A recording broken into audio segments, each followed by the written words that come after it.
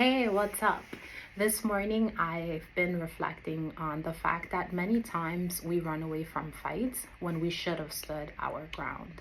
And I started processing and thinking times in my own life where I have stood quiet, where I have remained silent in moments when I should have spoken up, and the reasons why. Right?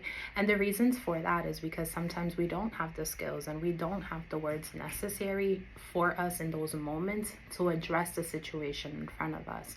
However, I want to remind you today that you do have agency and you do have a voice and you should use it.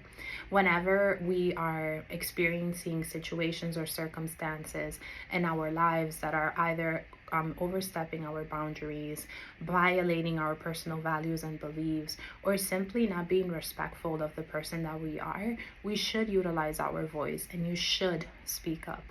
Now, if you don't have the tools, if you don't have, let's say, like the methods of maybe communicating assertively or utilizing a form of speech that will allow your point to come across, I encourage you to seek guidance, right? From a therapist, from someone in your life whom you admire, who has a very good communication style, and maybe even pray to the Lord to fill you with boldness and courage to be able to step up and be able to speak for when you feel that your needs, your space, your mental health even is not being taken into consideration.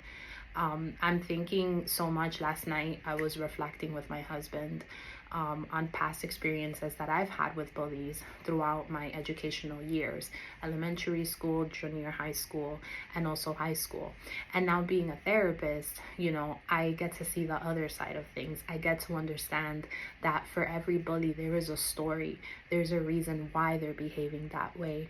And I also get to see the side of the victim, right? The person who is being mentally or psychologically or even physically or even like through cyber, right, through the internet, being bullied, and the effects that that has on that person.